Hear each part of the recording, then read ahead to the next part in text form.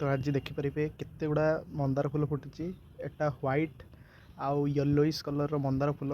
तो देखु 1 2 3 फुटी मूर्छी जापर ये देखु एटा भी फुटी मूर्छी जाटा भी फुटी मूर्छी जाए देखु। तो काली भी देखिपारे बहुत गुड़ा फुटब।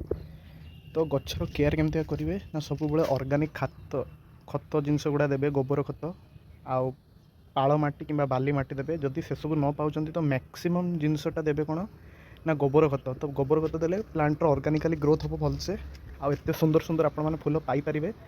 आउ माटी प्रिपेरेसन भी सही सेम जिनस गोबर खत बाली माटी कोकोपीट भर्मी कंपोस्ट धान गाड़ी। आउ देखिपारे ये तले भी केते लंका गछ गुड़ा होती। तो युड़ा को अलग गमलार मु ट्रांसप्लांट करी जब भी इच्छा हम निमपिड़िया सोरिष पिड़िया देवे। ऑर्गेनिक सार किसी ऑर्गेनिक जिनस देवे सार अलग किसी देवे सार देले प्लांटर ओवरऑल हेल्थ में खराब हो। तो आज वीडियो एतिकी थिला। तो आज वीडियो एतिकी। नमस्कार, जय जगन्नाथ।